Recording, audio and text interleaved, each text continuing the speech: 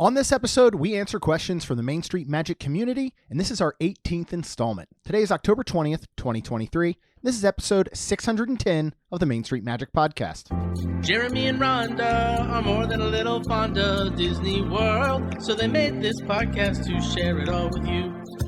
Reports and resorts, top 10 lists of all sorts. Main Street Magic's bringing it home for you. Hello and welcome to another episode of Main Street Magic. I'm your host, Jeremy Stein, and I'm joined by my lovely wife, Rhonda. Hey, guys. Make sure you check us out on the web at mainstmagic.com, as well as follow on Facebook, Twitter, and Instagram at mainstmagic. If you've not done so already, head out to Facebook and search for the Main Street Magic community and ask to join. And if you go ahead and hit that subscribe button, you're going to get brand new episodes every Tuesday and Friday.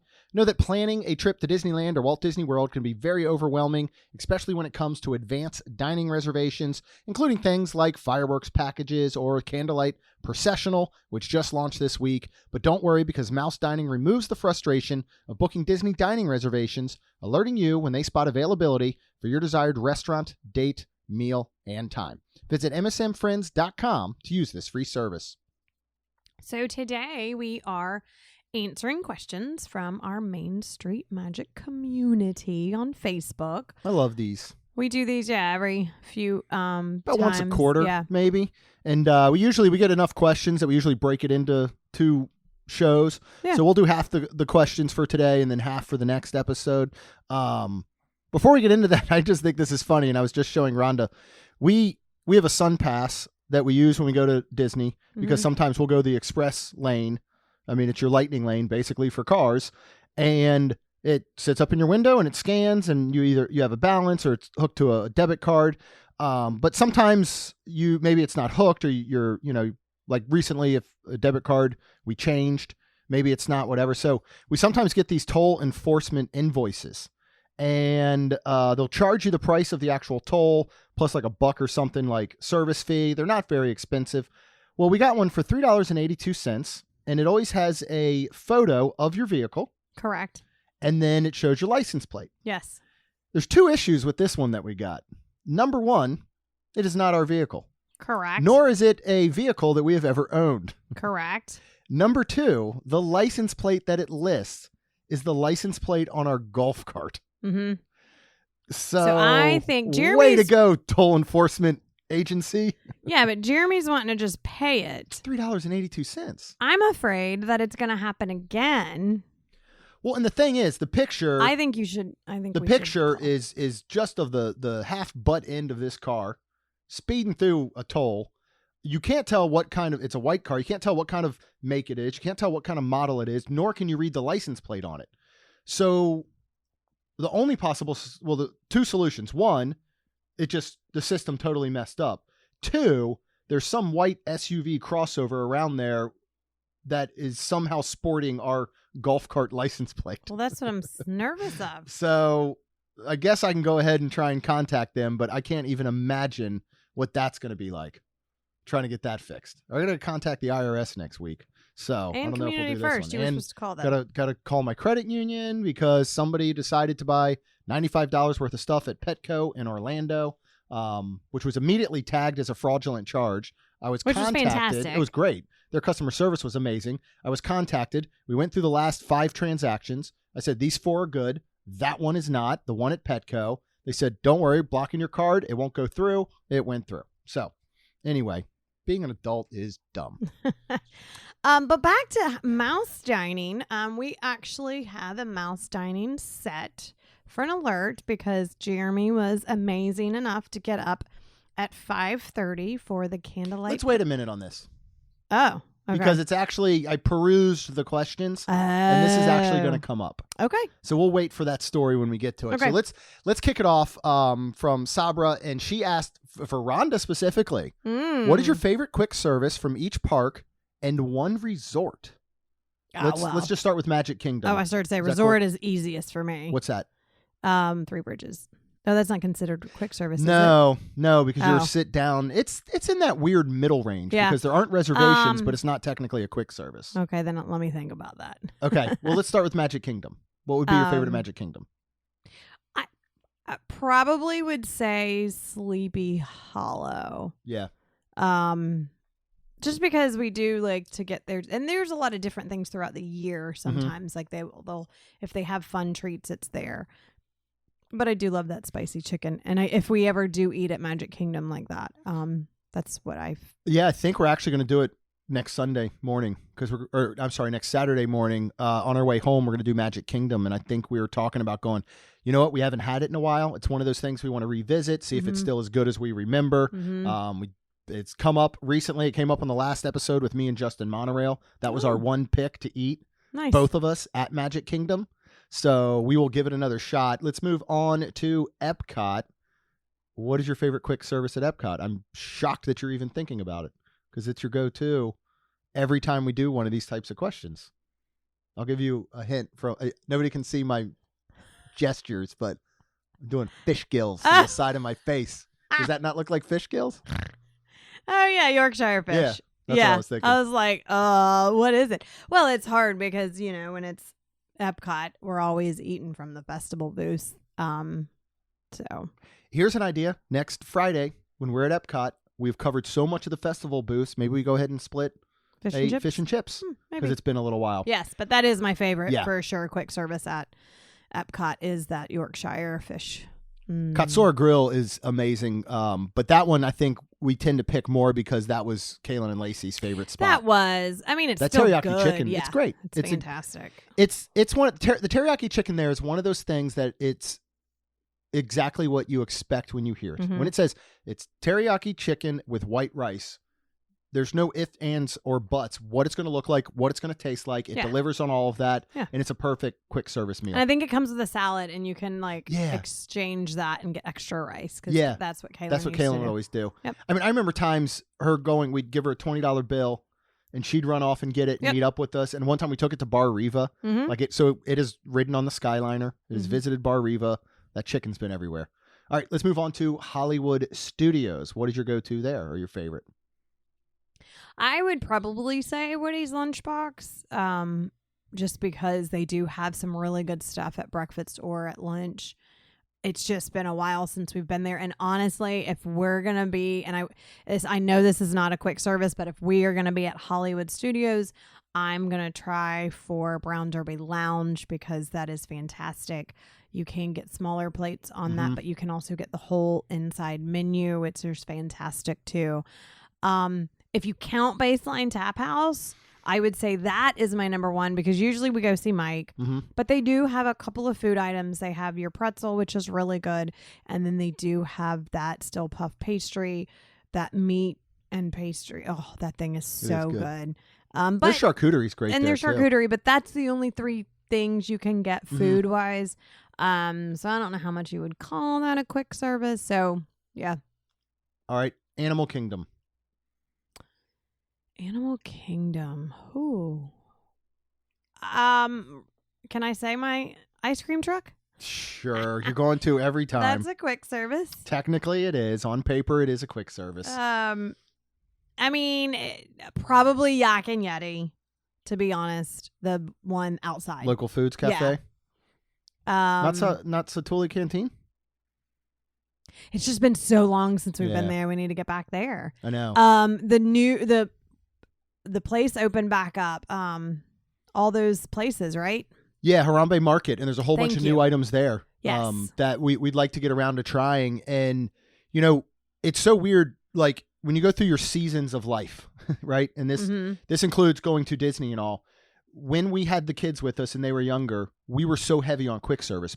All of our meals were quick service. Correct. 1, it's quick. Yeah. 2, it's much more affordable for a family of 4. Right.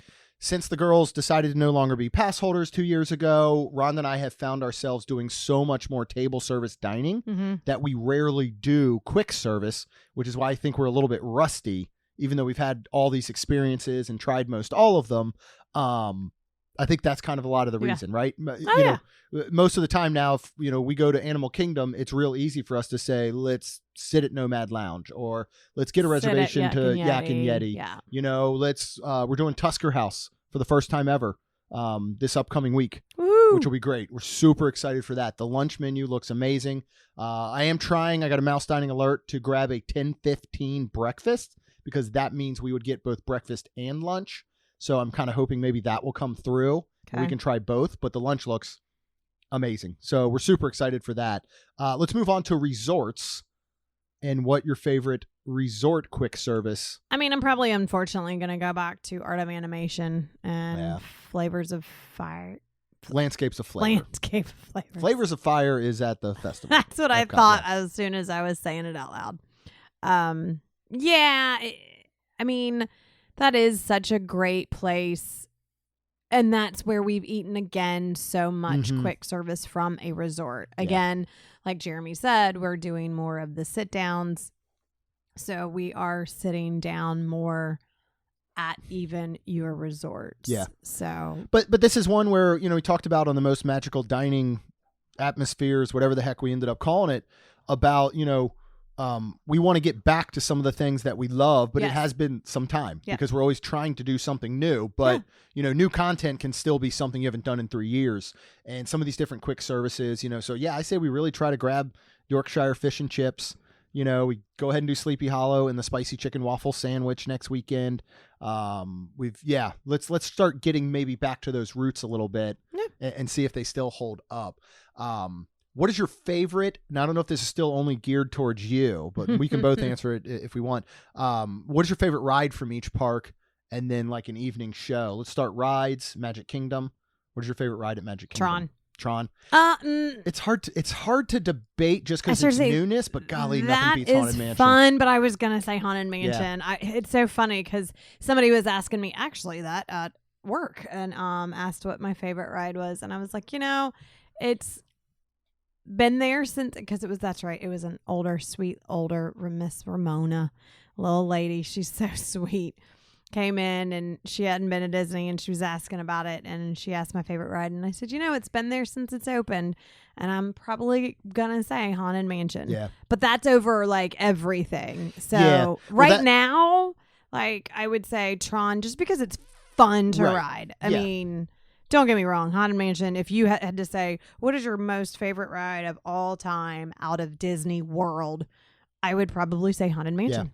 And that again, the last episode, that was Justin and I's, those both of our picks. And I was telling him how every time we do one of these like ranking top whatever shows, music, theming, story, like whatever, cues, all this, Haunted Mansion is, if it's not number one, it's number two. Mm-hmm. It's unbelievable. I mean, I would agree completely there. Epcot and Cosmic Rewind. How you're not beating Cosmic Rewind. Right. No matter where you go. What if I said incredible? Excuse me. What if I said Living with the Land? Hey, that's on you. That's, No, I mean, Cosmic we is love Living so with the fun. Land, Yeah, I but know. Cosmic Rewind is the way to go. Hollywood Studios. This is a hard one because the right answer would be Rise of the Resistance. The problem is it hasn't operated fully and functional in quite some time, and I don't know that it ever will again. I'm gonna say honestly, at Hollywood, my favorite is Buzz, or not Buzz, the game. Oh, Mania, yeah. Toy Story Mania.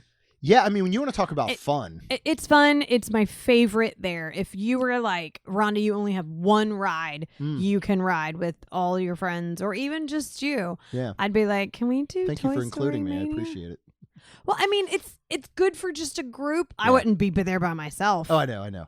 Period. You're not doing that at all, though. Period. Yeah. Not even saying anything else. Period. Not even by myself. Period. Done. But it's fun with a group. It's fun with just me and you. And it's just fun and I love it. It's a ride. It's a game. I love it. Yeah. It's hard for me not to pick Tower of Terror.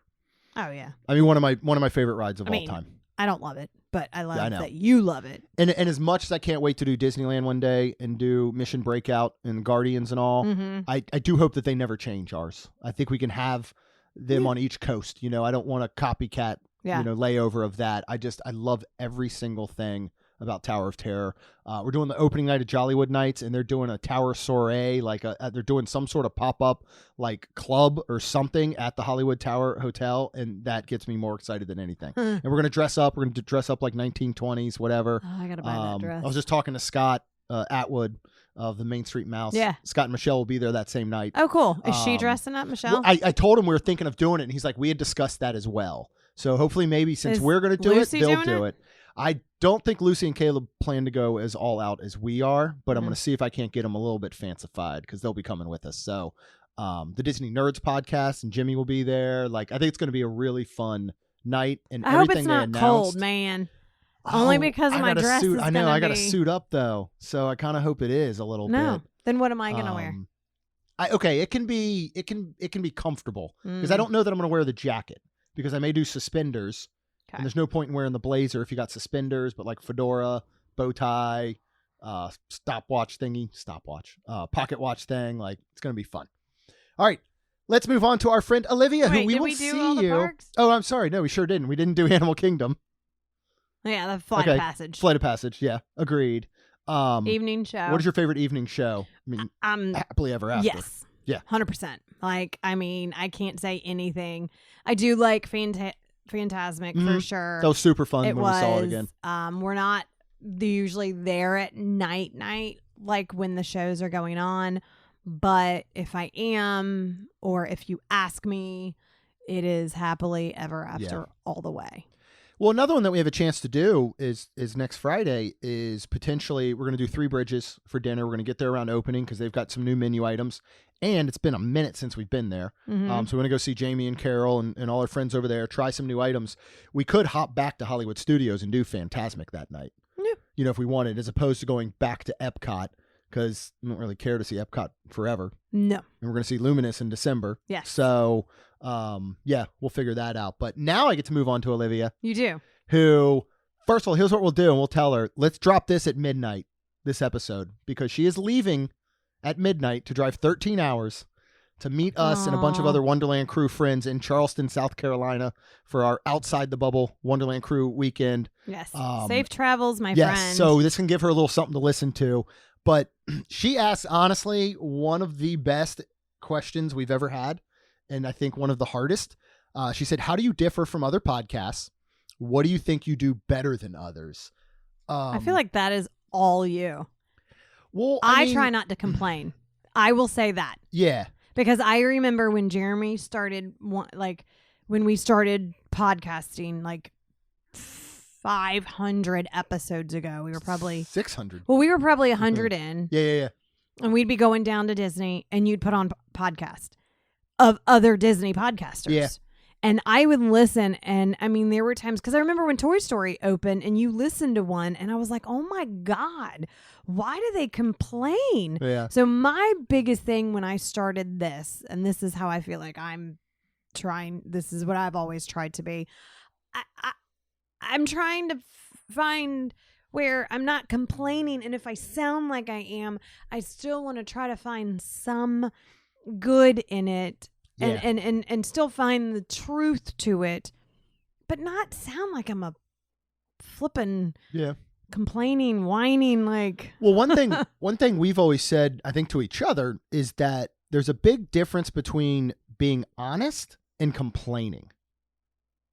You know what I mean? Like you could say sometimes you could say something. You could say, I honestly don't like this thing that Disney's doing, as opposed to being like, I hate that Disney's doing this and it's stupid. And well, that's where we say it honestly, but kindly. Yes. No, that's a perfect way. Clear is you can be kind. Clear is kind. One of Rhonda's favorite sayings is clear is kind.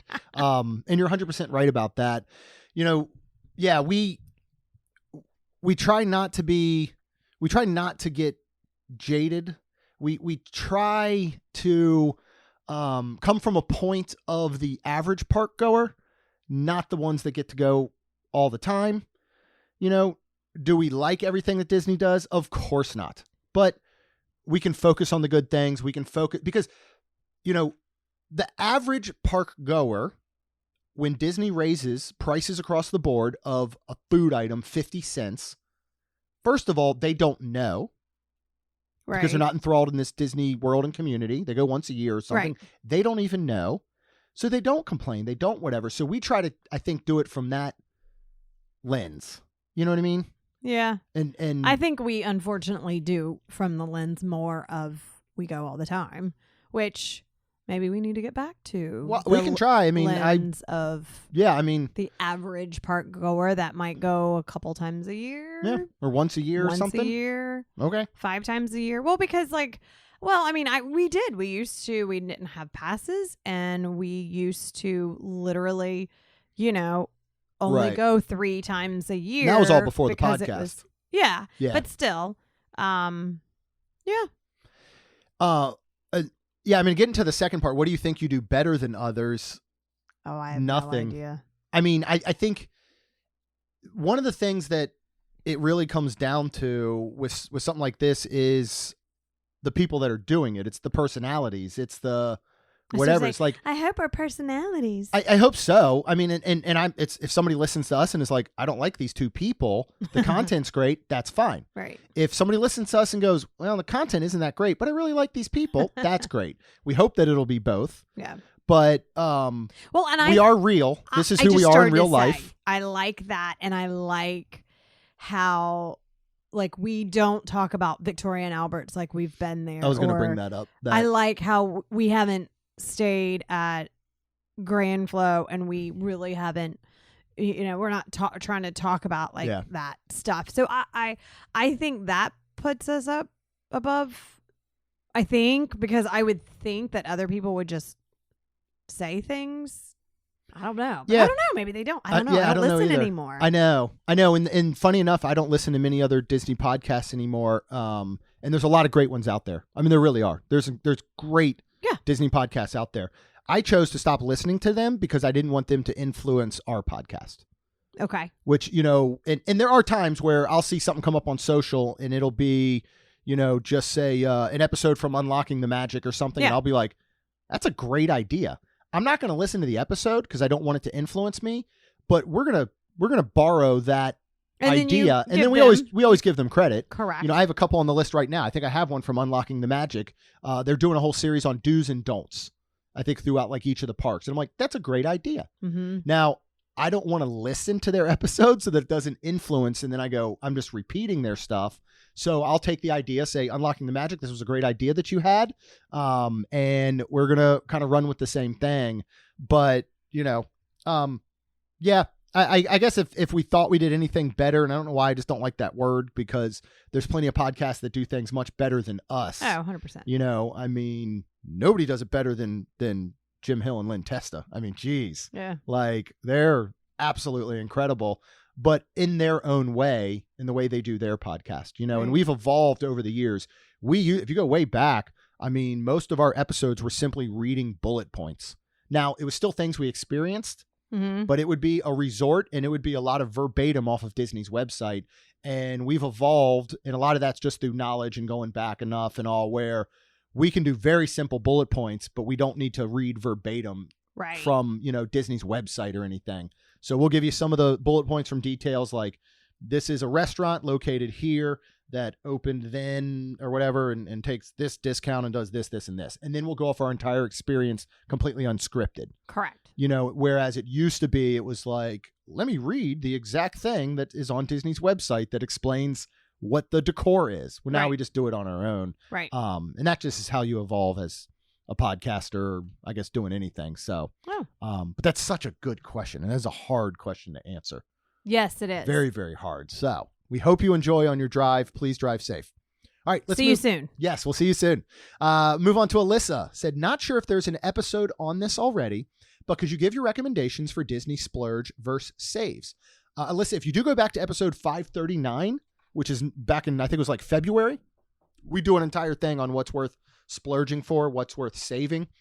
So you can go back and listen to that episode. But we're doing the Halloween party this coming Thursday. That's always been a spin for us, a splurge for us. The Christmas party has always been a splurge. We don't do it as often because we prioritize doing the Halloween party over it.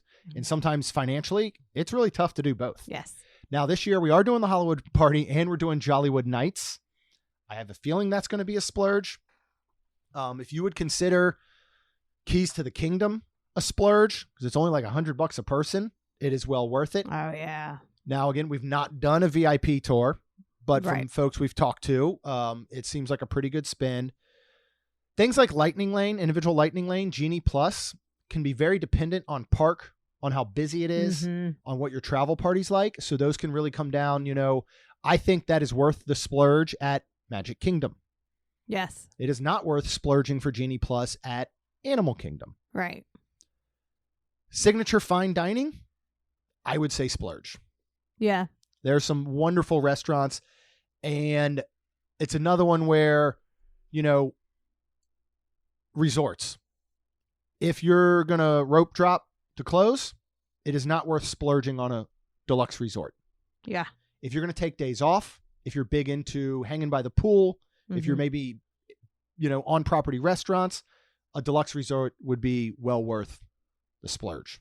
Yes. But if you go back to $539, we break it all down. Save on breakfast and bring your own. Yes, we've talked about that. Vacation Grocery Delivery, FL.com, or reach out to them on Facebook. They're absolutely incredible. You can get a lot of stuff for the room. That comes down, even like snacks. Yeah. Like, I understand you're at Disney and this might be like a once in a lifetime thing, but when you're paying God knows what amount right now for goldfish crackers that are shaped like Disney characters, to me, that's not worth splurging on. And you can get them from Publix. Right. The same, but a lot basically less. the same. Yeah. You could probably get a whole bag, a big bag, Oh, yeah. for the same price as one of their tiny small ones, little one. Now, I will say, And then while you can go to your local grocery store now and get a Mickey bar, I do think it is worth a splurge when you're actually in the parks. There's just something different.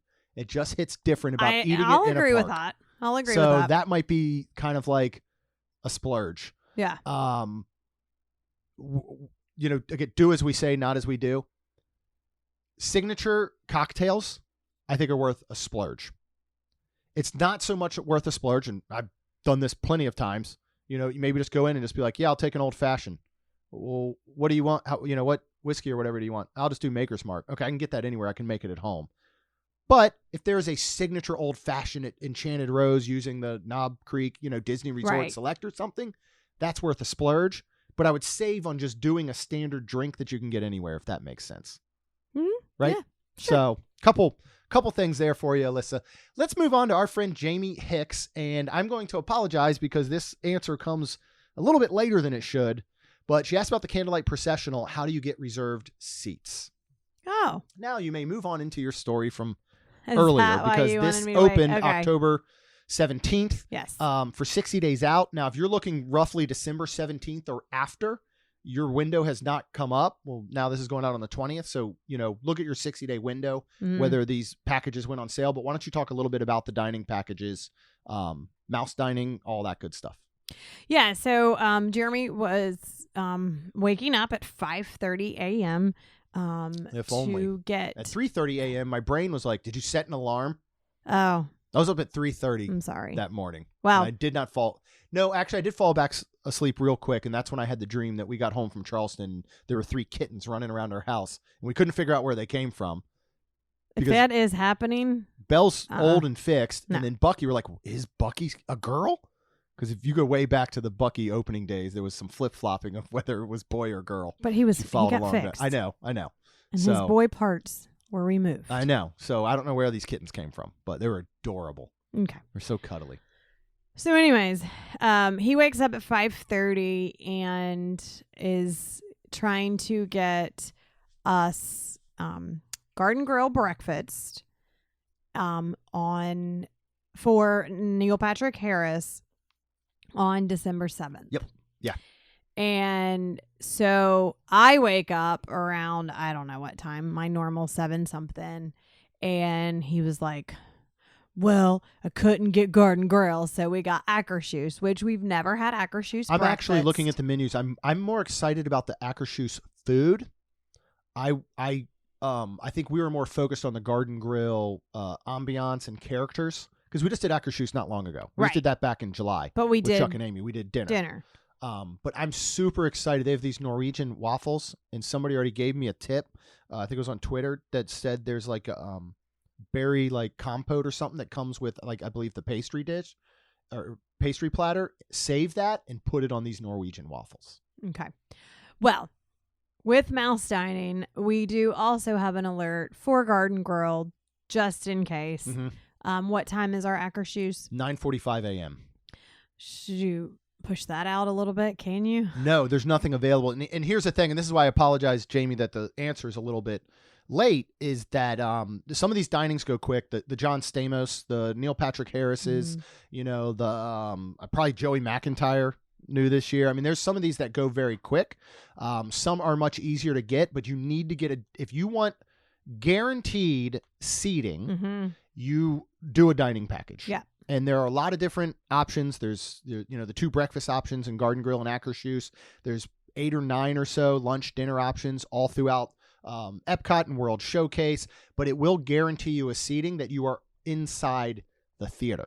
Correct. Now, there's 3 show times. There's 5:15, I think it's 7 and 8:30. A lot of times you can pick which showing you want, but normally if you're getting an earlier breakfast, it's going to put you at that first 5:15 seating. That's what we got.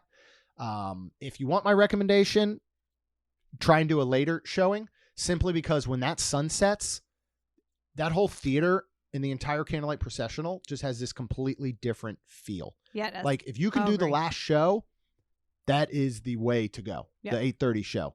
It's amazing. So that's some of the tips.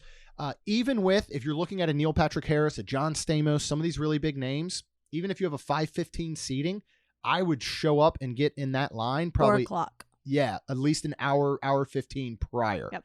Now, you're guaranteed to get inside the theater no matter what. Right. It's just going to depend on how close, because it's not as though it says, it's not reserved seating, it's guaranteed seating. Correct. It's not, here is your seat. It's get inside and good luck. It is. And there is cover under some seating, and then there's not. Yeah. Not that in that time of frame it should rain at all. Right. It usually doesn't, but it is sometimes colder, and it is warmer under the closer to all the lights and closer to and being under the cover. It just kind of puts a little barrier. Yeah. So. And I will say, oddly enough, I would not recommend the first 1 to 3 rows. Yeah, last agree. year we were row 1 for Josh Gad, and I thought this is going to be the greatest thing ever. It was awful. All you could see was the top 3/4 of his head, because he's behind a podium and you're so lower to the ground looking up to a stage. Which is surrounded by the orchestra. The orchestra. Yeah. So I would recommend, and this is what we'll probably try and do for Neil Patrick Harris, is be somewhere within maybe like 6 to 10 rows back. If we can get into that area, I think would be really good seating to kind of see the entire show. But, the Candlelight Processional is incredible. It's so much fun, and it's a wonderful retelling of the story of Jesus, regardless of where you sit on religious backgrounds in your religion. Mm-hmm. I think it's something that anybody can enjoy. It's not overly religious. It's not underly religious. I just think it's a good combination of saying, let's tell this story to everyone with wonderful music and great narrators. Yes, everyone can enjoy, but our good friend across the street, Claire, did ask us if her 6-year-old would like it, and you were honest, and you were like, she probably won't sit through it. Yeah, she's not going to want to sit through it. Yeah, it'll just, it's singing and it's amazing, but it's boring for younger children, I would say. I mean, I honestly could see Lacey just being bored by it. Yeah. So I hate to say it, again, it is something to kind of think about when you're looking at it, but super excited for Neil Patrick Harris. I'm going to suit up again. We'll get all dressed up and fancy. I'm so I might just wear a forward to dress that I already have, but that's fine. I think I'm going to reuse some of my Jollywood Night stuff, and I may just change my suit color, but keep because I'm looking at doing red, so to go Christmassy, and then you've got that green dress that you've worn before that's beautiful that you could probably go ahead and just use again, but we will get all suited up. But yeah, Jamie, go out and look at what is available depending on who you want to see and when. If not, check out msmfriends.com. On the right side, there's going to be a little logo for Mouse Dining. Click on that. You can set free alerts that will email you when something pops up, or you can do a paid account, which is only $3-4 a month, and it'll actually text you, and they come through time and time again. So that is a way that you could do it. All right, we're going to move on to Joseph, and we're going to move to that other park because he asked, what is a good age for kids to do Universal for the first time? I guess it depends on your kid and your thrill seeker kid. Height restriction is going to be something to really look at on what they can do. Correct. If they enjoy things like But, roller coasters. Like Caden, for example, Brandy and Nate's Mhm. son, he is so funny. He watches everything. He wants to go to Universal, but Brandy and Nate both told me that like he still hasn't rode, for example, I believe he has not rode at Hollywood. Rock and Roller Coaster? Yes. And Lacey has never ridden Rock and Roller Coaster. And she's done Velocicoaster. Oh, yeah. Which well, just blows my she's mind. done Velocicoaster now, but that's the whole point. Yeah. And like I think they did, and he's like, I'm not riding that. Yeah. So it's just one of those things where Universal is that more, crazy roller Yeah. coaster, in my I opinion. mean, I think you're getting into your teens. I mean, I think you're getting 10 and above. And again, dependent on height and how many things they're able to do. You're probably looking, I would start around 10. I mean, we started with the girls. It's been 3 years now. So that would have been Lacey was 10 and Kaylin was 12, 13. And that seemed like a good time for them. But I think they were anything really loving it. earlier, you're really not going to have a lot to do. And when you get those younger kids or the ones that don't want to do the thrill rides, even if they are old enough and tall enough, there's not a lot to experience. Now, if you've got a kid that's 7, 8, maybe doesn't necessarily want to do a roller coaster, but is the biggest Harry Potter fan that anyone has ever met, I think it can be worth it to go and experience that, to do a hopper, do park and experience the Wizarding World. It is cool. And ride Hogwarts Express. And then there's still going to be other things to do. I mean, walking through Superhero Island, even though it's the old school Marvel and the comics versions of everything, it's still amazing. I mean, there's Universal. So I saw a Facebook post this morning where somebody was complaining about Disney prices. Okay. And they said, I sat down and I priced out a Universal vacation for 5 nights at Royal Pacific and a 5-day pass, and it was $4,500. I priced out Disney for 5 days and 5 nights at Poly, and it was $7,500. This is ridiculous. Disney's getting way too expensive. I'm like, first of all, they're not apples and apples. You compared Royal Pacific to Poly because they have the same theme. They're nowhere on the same level as far as deluxe resorts go, even though Royal Pacific is considered one. Correct. Also, and this is what I say every time someone says annual passes are so cheap at Universal, they have half the parks. Right. If you really wanted to break it down in theory and say, all right, let's just say the 5-day tickets for whatever, 4 people were $2,000 at Universal for 2 parks. In theory, that could cost $4,000 at Disney and still be even because you have twice as many parks. Correct. So it was just one of those things. I don't even know why I went in that direction anymore. But he also asked what our favorite hotel on Universal property is. I'm going with my bay. Cabana Bay. Oh. Portofino? Portofino. Really? Yeah. I mean, we've stayed there a few times, and I just love it. A few? I love it. Who have you gone with? Been there once for my 40th birthday. Oh, well, I don't know. I've stayed there before. Have you? I think so. Okay. Yeah. All right. Yeah, Portofino. I mean, that's on the deluxe level. Cabana Bay is on the value level, which nobody would ever expect because it's absolutely incredible. Yeah, that is fun. The endless summer resorts are our go-to based on price, but they're also really, really great resorts. Yeah. Not a lot of thrills when it comes to something like the pool. That's where you go ahead and pay a little extra. You do like a Cabana Bay. And then we've only stayed there once, but I love Sapphire Falls so much. It's probably my favorite resort at Universal, but Cabana Bay would be my most accessible, if that makes sense, just based on pricing and availability sometimes. But Sapphire Falls is amazing. I think it's the best pool on Universal property, if you ask me. Okay. Remember sitting in there and it's got that's where, was it Kaylin that did the hula hoop contest? And we were sitting, it's got that 0 entry. And we're sitting there with our drinks and watching her do the hula hoop contest. We went there for a weekend. Tim Tracker was next to us. Yeah. I love that place so very much. Yeah, it was fun. All right, let's move on to Chad. He said they're reopening Discovery Island. Not really. What would you like to see there? I mean, I'd like to see Discovery Island come back. You know what I'd like to see there? What? I would like it to be a hotel of the Swiss Family Robinson. That would be amazing. We've talked about that as an option Literally, before. because it's big enough. Yeah. You can have it's an island. Yep. That's what I would want. Yeah, that would be amazing. What else? I mean, what was there? I don't even. It was an animal reserve, and then when they closed down, they moved all those animals over to Animal Kingdom Lodge and Animal Kingdom and all. Oh.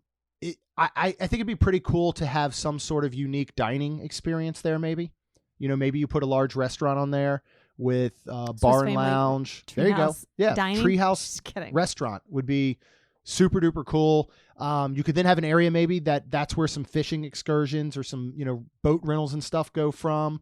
So you could go over there and you could rent one of the pontoon boats. And I know there's several areas around there you can do it, but you could actually rent it from there and go out and do fishing or just drive the boats around. How do you get over there anyways? Well, I mean, they'd have to have a whole other docking system set up. So you'd have to go from, Fort Wilderness or Wilderness Lodge, Contemporary, Poly, Grand Flow. They'd have to have some sort of boating system and docking system back that would take you over there. And something else would be really cool if you turn the whole thing in. And I think this was kind of part of the original Discovery Island part, like a whole bird sanctuary or something would be super cool over there. Yeah. But I wish they would reuse that land. How big and that is space. I want to say it's like 11, 12 acres. Holy moly. I don't know that that's huge. It's not Sounds giant. Big. It does sound big. I couldn't picture an acre. If you put an acre of land in front of me and said, what size is this? My parents have I wouldn't 3. know. Yeah, but so much of theirs is wooded. You can't really tell where But it's coming and still. going. Theirs is 3. Yeah. So then it's 3 to 4 times the size of that. Okay, that is a decent size. I don't know how many square miles come out to like an acre or anything. Maybe we'll look that up and then bring it back for the next episode. But a unique dining experience would be pretty cool. Imagine getting on a boat from like Magic Kingdom or Contemporary or something like that and going there and docking and getting to experience unique dining and all. What would it be? Like Zootopia? That would be kind of neat. Zootopia themed dining. I don't know how that works because most of what you're eating is animals. Oh, So Jeremy. I don't know how well that would work. But the other thing would be cool is a mini golf course. What if they turn that entire island into a mini golf course? Now, you need something where, trying to get people there back and forth. I know. Remember, that's it's the an hardest island. part. Especially when you're looking, this thing closed down, I think, in the late 90s. So think about how much more crowded and how many more people are coming to Disney World every year. So, it would be, it would have to be something that would be, it would be theme dining or something. Theme dining. Or a place to stay. High priced. Crazy price because you've got to work in that boat because you couldn't just have people willy-nilly just deciding they want to go over there. The boating system would have to be a part of a reservation to any sort of dining there. Maybe we retheme this one time on Theme Park Shuffle or something. There you go. That would be a lot of fun. That would be. All right, let's move on to Allison says, most memorable meal you've had on Disney property. I think this can go a couple ways. One is most memorable meal as in your actual food. Another can be most memorable meal as in your experience, right? Okay. Like a couple I'll throw out. First of all, everyone knows it's coming, flying fish. That is one of my most memorable meals for food specific, even though we had a great experience as well. I'm actually going to say Le Cellier, I feel like, but more recently. Yeah, that's a great risotto, one. That was everything. That was so good. Like everything. First time we ever did Topolino's Terrace with Lucy and Caleb. Mm-hmm. When we did it last year for Amy's birthday with our whole big group, that would go up there. Now, the food was delicious, but I more so remember the memories of being with friends. I'm going to say Jill and Steve. California Grill Brunch. That's way up there. Because that was so cool. The food, the company, the place where we sat and just... Oh, yeah. I think that's going to go as my most memorable meal. Yeah, I can see that. Another one I'll throw out is our anniversary when we did Cinderella Royal Table and we did the Disney bounding for Dapper Day. Yeah, that was cool. That was amazing from just beginning to end. And food was fantastic. Yeah, and food was fantastic. And all of those have the combination that the food is fantastic. Yes. You know, like And I can't really throw one out where I'd go, man, I remember that meal so much because of the company and the experience, but the food was awful. Like, it's not like there's really one of those. You know what I mean? Like, all the food was been good. That was Monsieur Paul. Yep, and this is why we haven't been back. It's one of our most memorable meals for all the wrong reasons. Yeah. Yep. Service was not good. Food was not good. You sent something back. For the first and last time ever at Disney. The only time I've ever sent something back. And then it came out and it still wasn't good. And it stinks because I wish that we would have revisited it before they went to this ridiculous, and I only say ridiculous from a financial side, because it's expensive, this prefix meal that they do now. Yeah. Because it's a couple $100 a person. All right. We got one more. Brian Owens. Okay. This is up there with best questions we've ever had. Oh my goodness. So I know he already did a Star Wars song, but that was before any Disney involvement. What classic Disney film would you want to see Weird Al make a song about? First of all, Weird Al is one of my favorite artists of all time growing up. Mm-hmm. I have so many memories of listening to Weird Al, of an album coming out, of our entire family. I've seen him live several times, and there's absolutely nothing like it. Me, my dad, Matt, and his dad, Joe, before he passed, when we were probably maybe late teens, we went to see him in DC, and we had like aisle row seats, and every song is such a crazy production. Like, he wears the fat suit from the Fat video. Okay. It's insane. I mean, I only know him because of you. Yeah. So I'm going to answer just because. What's a movie that you would love to see him Tangled, do? Like because of how he's funny, and because of Flynn Rider, and because that's the I don't have any other basis saying it on any. So now I feel like you can. Tangled's a great one, because I'm thinking, because basically the Star Wars one is very much his own original. It's a parody of American Pie, but it's retelling the story of Star Wars basically. So I almost feel like you need, and it's telling everything. I feel like Toy Story, because you have so much content where he could literally do a song there you go. From Toy Story 1 to Toy Story 4 and do an entire retelling parody. I don't know what song would best fit. But I think that would be probably one of the best. And then we're getting into Pixar and all, but that would be super cool.